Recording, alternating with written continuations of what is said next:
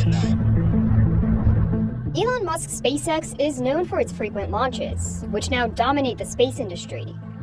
But what many of these rockets are launching is just as important for the company as the launches themselves. Broadband mega constellation STARLINK. And we saw this garland of little lights, one after another, absolutely perfectly sequenced. And it was Starlink. Starlink is SpaceX's answer to providing global, high-speed internet coverage using a network of thousands of satellites buzzing around the planet in a region known as low Earth orbit, about 342 miles above the Earth's surface. While Starlink may be a business unit within the broader SpaceX company, it's seen as crucial to its overall goals of making humanity multiplanetary and exploring bodies like the Moon and Mars, because Starlink is seen as an economic engine for the company. SpaceX reportedly generated $1.4 billion in revenue from Starlink in 2022. In early November 2023, SpaceX CEO Elon Musk announced that Starlink had achieved break-even cash flow. Starlink's importance to SpaceX overall as a company is imperative. Euroconsult estimates that optimistically by the end of 2023, this business of Starlink could represent upwards of 40% of SpaceX's overall business. This total would be somewhere in excess of $3 billion generated from Starlink. SpaceX launched its first batch of Starlink satellites back in 2019, and since then, adoption of the service has ballooned. Starlink now has over 2 million active customers and is available on all 7 continents and in over 60 countries. Starlink has been praised for its ability to connect remote parts of the world that would otherwise not have access to reliable internet. The service has also become indispensable in areas hit by natural disasters, and more recently during times of war, particularly the Russia-Ukraine war. Elon Musk has also said, quote, SpaceX will support communication links with internationally recognized aid organizations in Gaza, although Musk said in late October that no Starlink terminal has attempted to connect from Gaza yet. But Starlink's growing influence is garnering condemnation from some who say that Musk is meddling in geopolitics. A Ukrainian official says that you have enabled Vladimir Putin as an aggressor. What do you say to that? Meanwhile, the scientific community has its own concerns. The astronomical community got concerned because the projection of the full constellation of several tens of thousands of satellites in low Earth orbit was immediately seen as an interference to both the optical observation and to radio observation. But none of this has slowed down SpaceX's ambitions to expand Starlink's service even further. CNBC explores what has led to Starlink's rapid adoption and growing influence.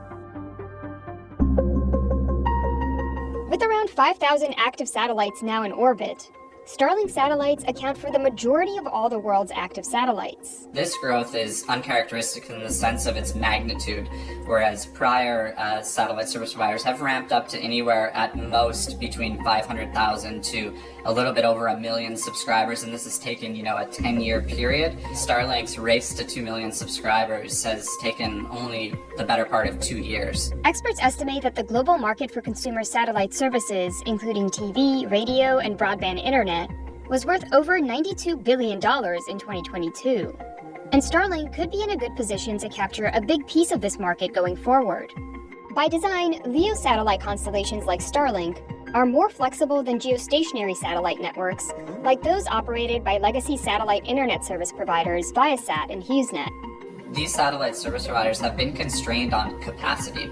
They launch large geostationary satellites that are the size of a minibus, weighing multiple tons, and they last 15 years. So what ends up happening is they have more boom-bust cycles than Starlink, who tends to introduce capacity so far at an unrelenting pace. So they're able to onboard more and more subscribers by continually launching new satellites. For the incumbent players, they're kind of stuck with what they have.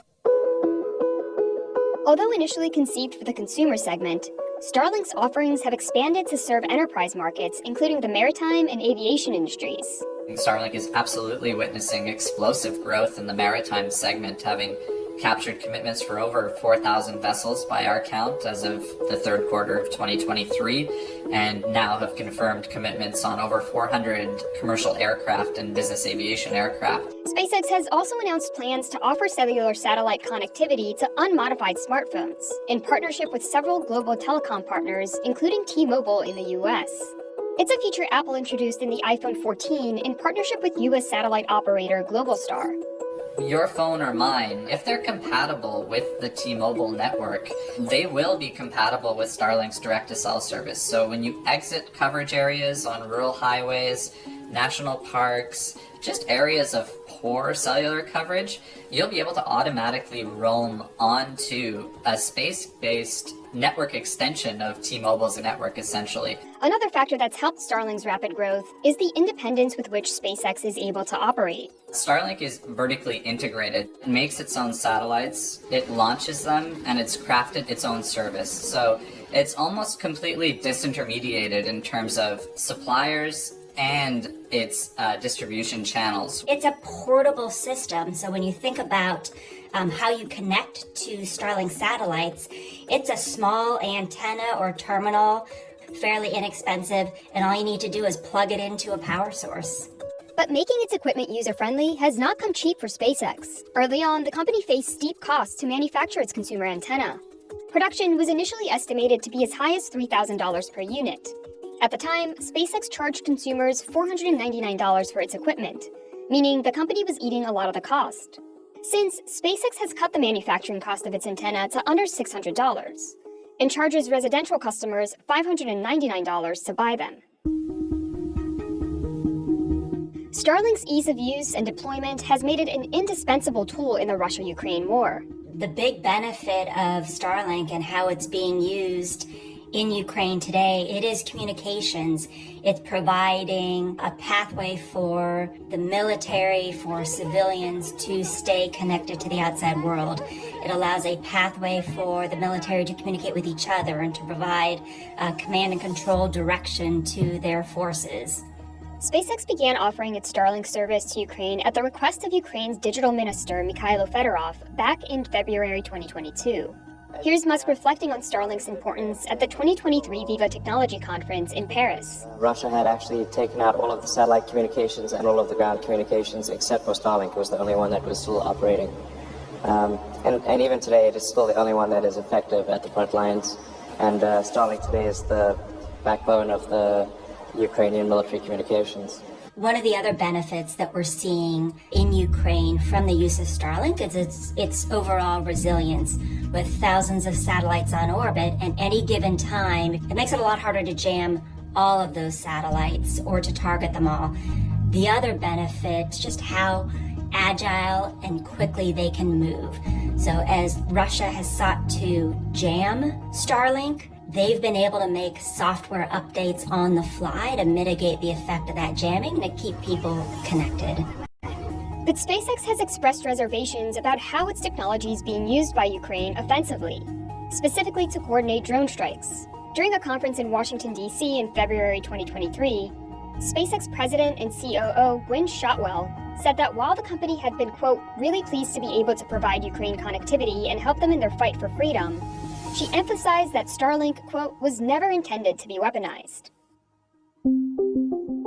Questions about Starlink's and Elon Musk's outsized influence on the war came to a head when it was revealed that in September 2022, the SpaceX CEO had refused a request by Ukrainian military officials to turn on Starlink service in Crimea, which would have allowed for a sneak drone attack on a Russian naval fleet. According to the author of a recent biography about the tech billionaire, Musk refused to cooperate because he was worried that a Ukrainian attack on Russian vessels would have provoked the Kremlin into launching a nuclear war. The magnitude of his influence is not lost on Musk. At one point, the SpaceX CEO wrote, quote, between Tesla's Starlink and Twitter, I may have more real-time global economic data in one head than anyone ever. I think what's important to remember about the use of Starlink in Ukraine is there was not a contract signed with the government or with our U.S. Department of Defense. So there weren't necessarily terms and conditions that Starlink had to meet for the government customer. In June 2023, the Department of Defense did sign a contract with SpaceX for its use of Starlink in Ukraine. SpaceX has also won a Department of Defense contract worth up to $70 million to make a military-specific version of Starlink called Starshield. Seeing the influence Musk's Starlink may have on geopolitical matters has prompted some countries to invest in their own satellite networks. The European Union has said that it will contribute 2.4 billion euros to help build out a constellation that's expected to reach full capacity by 2027. China is building out its own low Earth orbit satellite internet network after the country made it clear that it didn't want Starlink services being offered to its citizens. Taiwan, wary of Musk's ties to China through his other venture, Tesla, too has expressed interest in a proprietary satellite network to help shield the country from a potential assault from China.